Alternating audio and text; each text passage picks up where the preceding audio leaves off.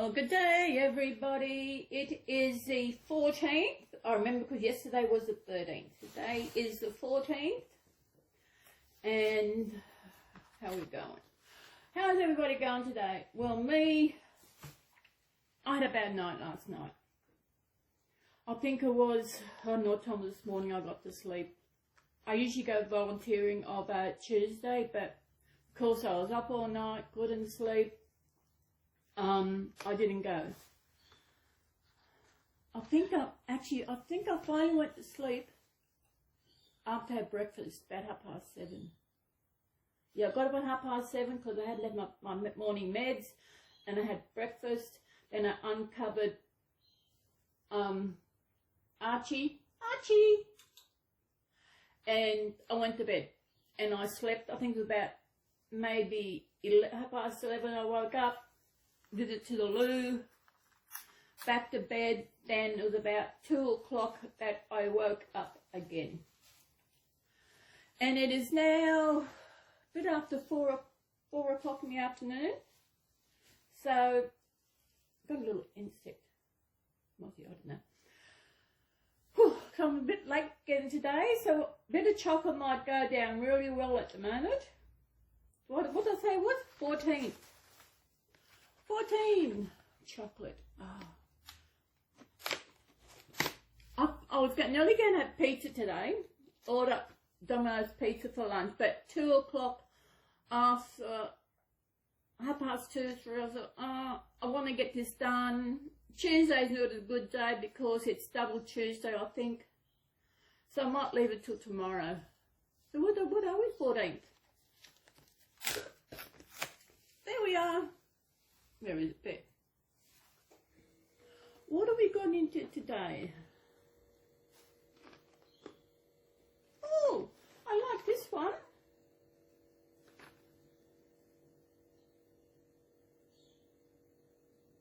I'm not quite sure what it is. Can anyone see what that is?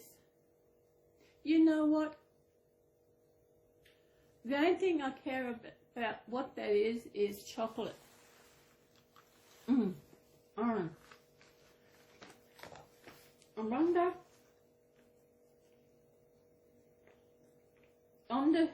It's German chocolate.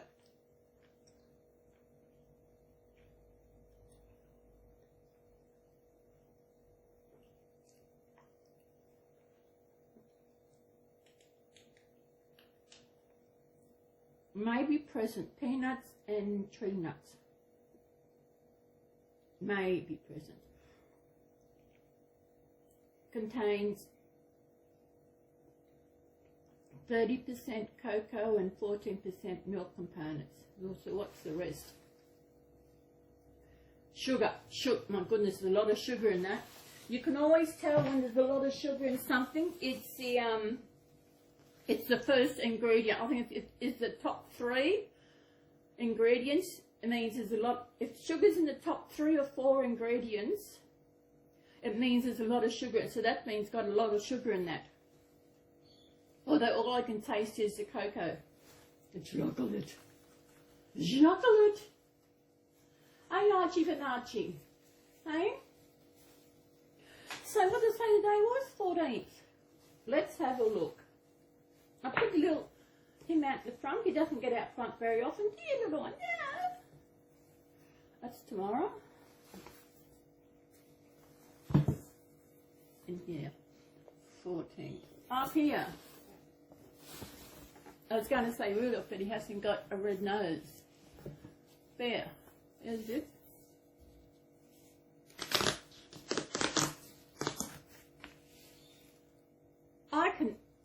Sleeping Beauty?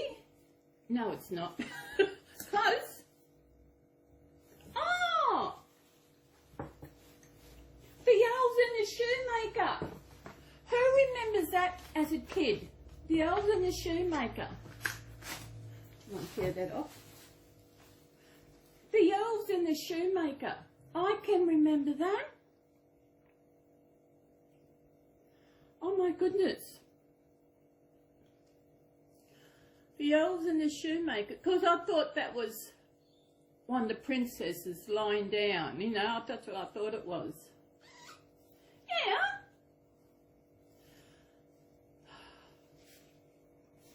The Elves and the Shoemaker, retold by Rob Lloyd-Jones, illustrated by John Joven. See?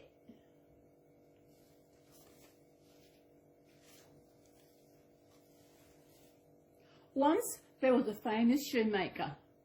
Lords and ladies loved his beautiful boots, and even kings wore his slippers. But now the shoemaker was old. He has aches and pains from sewing and stitching.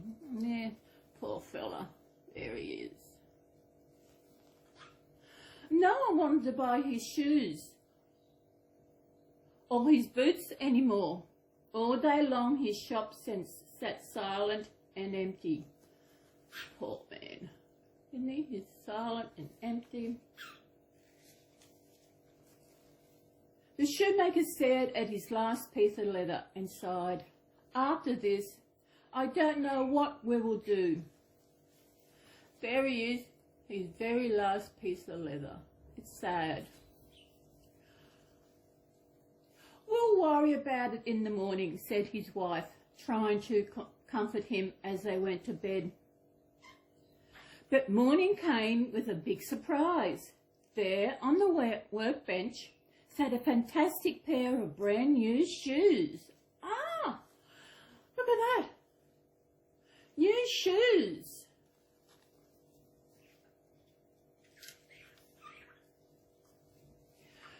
Everyone admired the shoes in the window. They were sleek and shiny and stitched perfectly. The shoemaker sold them the moment he opened his store. There he is. The next morning came with an even bigger surprise. 2 pairs of boots stood on the shoemaker's bench. What incredible boots they were, with twirly patterns and golden toes. Look at them. Boots, and they're cute. The shoemaker sold them in seconds. Oh my, said a customer. Never have I seen such elegant boots.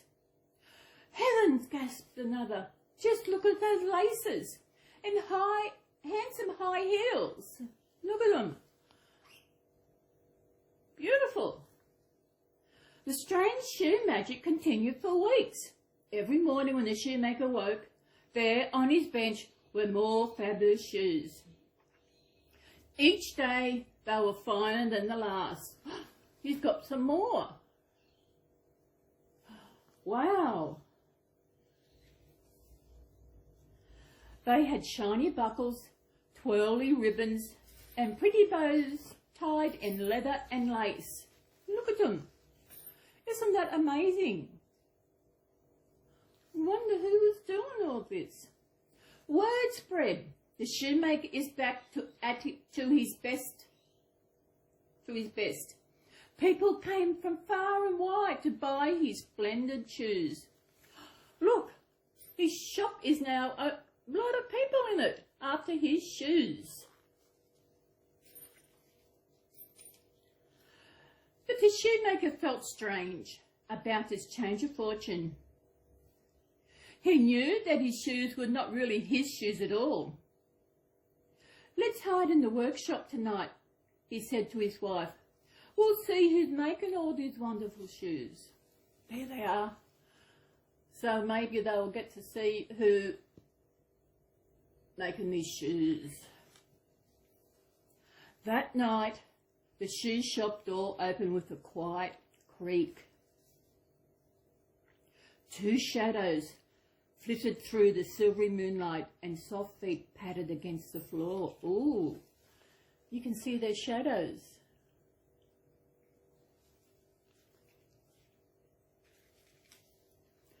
Two tiny creatures in raggedy clothes sprang onto the workbench. They were giggling and grinning and dancing and singing. Elves, thought the shoemaker. Look at them, dancing around, having the fun time. Smiling and singing, the elves set to work, hammering heels, stitching leather, and making fluffy pom-poms. By the first light of the morning, the latest pair of shoes was finished, and the cherry little elves scampered away. There they are. Oh, fine shoemakers. The shoemaker and his wife clasped their hands. "What magical creatures!" she cried. "We must repay their kindness," said the shoemaker. "But what can I make for an elf?" There they are, seen at the shoes. I wonder what they make the elves. For the first time in weeks, the shoemaker sat at his workbench, cutting and stitching leather cloth. He worked and worked. As day became night, his candle burned down and his eyes ached in its flickering light. Oh, he's working away. I wonder what he's making. Very hard. Finally, he was finished. He left what he had made for the elves to find. Those elves have given us so many wonderful surprises, he told his wife. Tonight, they'll have a surprise of their own. Ooh. I wonder what surprise is going to be. Interesting. The elves squealed with joy when they saw the shoemaker's gift. "What stunning new suits," they said in delight. "Such terrific top hats and tails." That shoemaker was great, wasn't he? Making them new clothes. Yeah.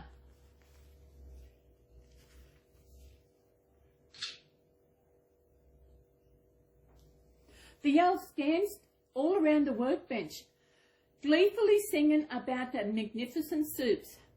"Happy little elves are we, no longer workmen shall we be. We look so fine in our new suits, no longer shall we stitch new boots." Look at them! Thunder looks so happy.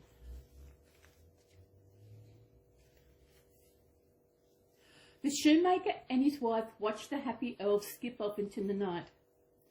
Thanks to the little creatures, they could live comfortably for the rest of their lives. And off they go.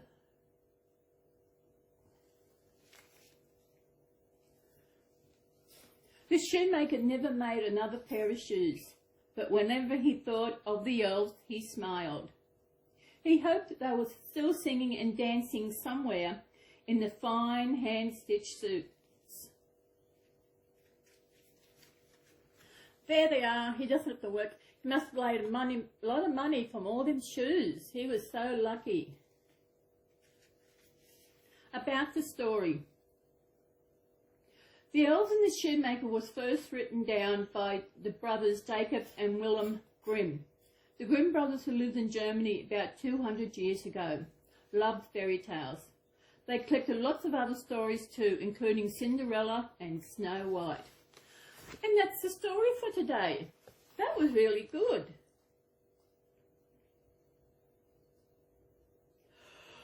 Oh, excuse me.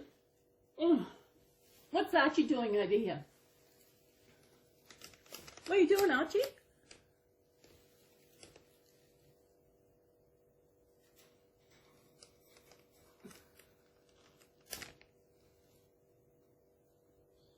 Where are you?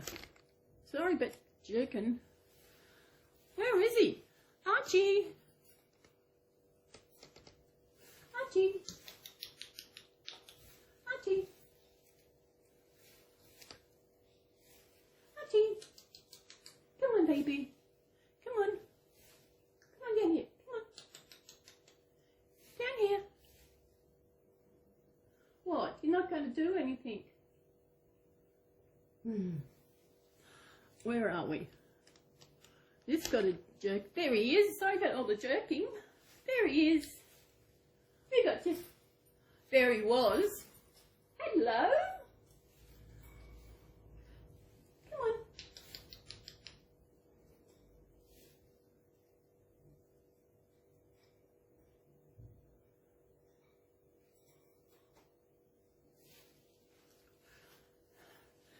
Now, since I put that up, he moved down. There he is. He's a pretty boy. He's a pretty boy. Hey? Come on, I'll scratch your neck. Come on. Want to scratch?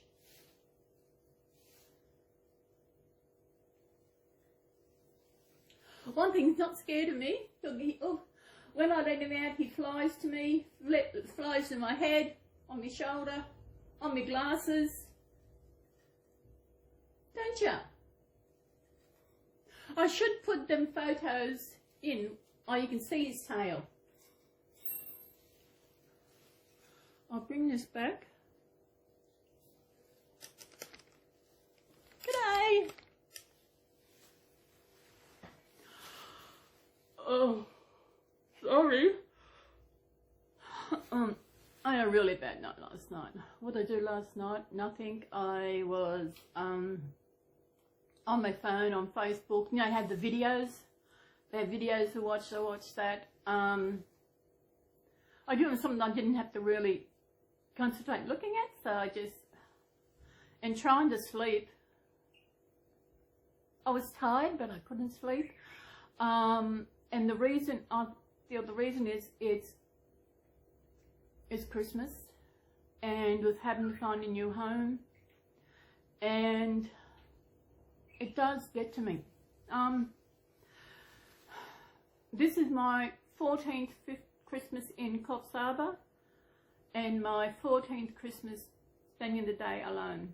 Although when I was driving taxis, I used to work Christmas Day, so that those who did have families could spend time with their families. And Christmas Day was always busy. I can remember one Christmas Day, I didn't have lunch. It was that busy. I used to do wheelchairs in the big maxis, and I took this maxi load, a wheelchair and friends out to it was way out. By the time I took them out to where they had to go, and by the time I got back, it was time for others to go home. I remember I actually picked up some from Dolphin Marine Magic, and I asked, have they got sandwiches? She said, I don't know. She said, why? I said, I haven't had lunch. She said, what? I said, I haven't had lunch. I did not have time to have lunch. So she said, I'm going. I said, that's okay. So you go and get something. So the only I could get was scones, getting jam and cream. I don't know. I mean, I think that was the busiest Christmas I had working. And busy was good because made a lot of money. But it's been 7 years since I got behind the wheel of a taxi. And even though I enjoy driving taxis, I don't miss it. So I know I used to, there was one guy I picked up from the nursing home, took him home to his wife's place, and when I went and picked him up, take him back to the nursing home, she had a box of dinner mints, after dinner mints. And because she was so appreciative that I took the time to actually work so they could actually go out for Christmas. But as I said, if I wasn't working back then, I would be home alone, and that's what is now. So that's it. That's what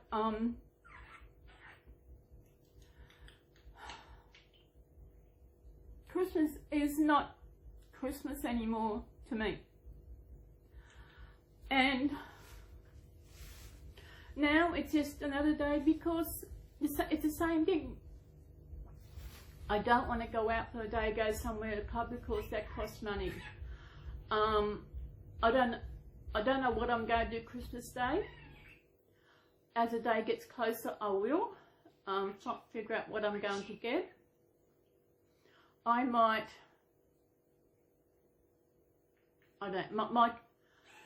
get a hot barbecued chicken and have nice young chicken sandwiches. I don't know.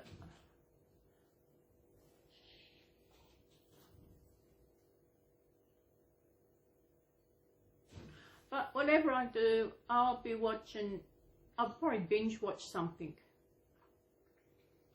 Now, will Heartland be finished by then? I don't think Heartland will be finished by then. I think they're only up to episode 8, I think. Because where I watch it, the episodes of the new season is actually up there to watch. But I'm going to wait until they all get up there. I don't think they might be there by Christmas. Christmas is only Saturday week. I don't know. If they do, I'll binge watch that. And yeah, I loved Heartland. I first got onto it when I had Netflix, and then when I got rid of Netflix, I went over the Stand because there's something on Stand I wanted to watch. Then I couldn't find anything else watching Stand, so I cancelled that out.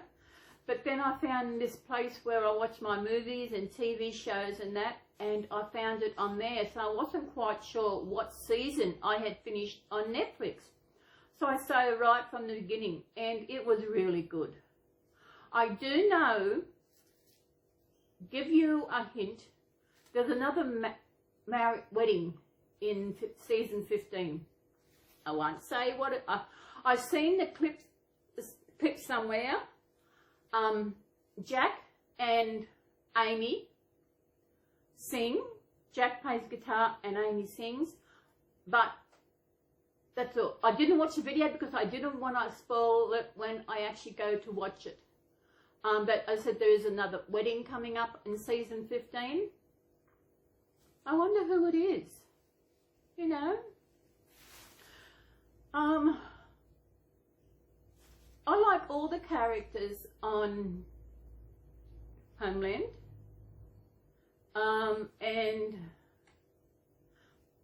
Amy, I do not know what Amy is the character, and I don't know what the name is. And she does an amazing with horses and everything. Because she's good with horses, that's it. It is such an amazing show to watch. And if you haven't seen Heartland, I don't know many people, there probably is a few, but it is a great thing to watch.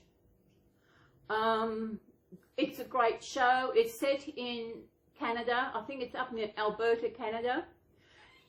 It looks so beautiful up there. You know, I see all these shows on TV, like Heartland, and then I see the Gilmore Girls where they live, and I think that'd be a nice town to live in. Then I see another town somewhere, I thought, oh, that'd be nice to live there. It is, I think where's the best place that I like to live? I think where the Gilmore Girls, town in the Gilmore Girls, I think that would be the best place. Because in Heartland, it would be nice, but not in the winter. Even though Gilmore Girls, they actually have snow as well. So I will go and get this up. I might have another drink. And I am going to put this together so you beautiful people out there can view it. And we will see you tomorrow. What's tomorrow? Wednesday. Will I get a pizza tomorrow? Think. I'll think about it. So I will see you tomorrow. So my little happiness angel. Oh, first I want to say something. I know, Patricia, you're only new watching my videos, and you notice when I look up my hand shapes, I've actually got this thing called essential tremors. People think, oh, Parkinson's. No, essential tremors it's hereditary. It comes down from my father's side of the family. My great-grandmother had it. Her voice and her head, she was going, no. Her head was shaking no all the time. No, hers was yes. Hers was going like this. Mine goes like that. No. It's hereditary. My grandfather had it. And I just thought with them, it was just age. My father had it. I think there's about maybe 2 or 3 other siblings who have it. And trust me to get it. So it's nothing they can do. I'm actually lucky. Mine is really good. Mine is excellent compared to others who are actually younger than me. There are actually kids who are actually born with it. Imagine a young baby, young child who's got the shakes. They can't write. It must be so frustrating. So I'm lucky. I can still write. I can still everything. But sometimes when I'm picking things up, it's usually the dominant hand is the worst, and of course I'm a lefty. But it doesn't interfere with my everyday life. If I'm pouring stuff, it shakes.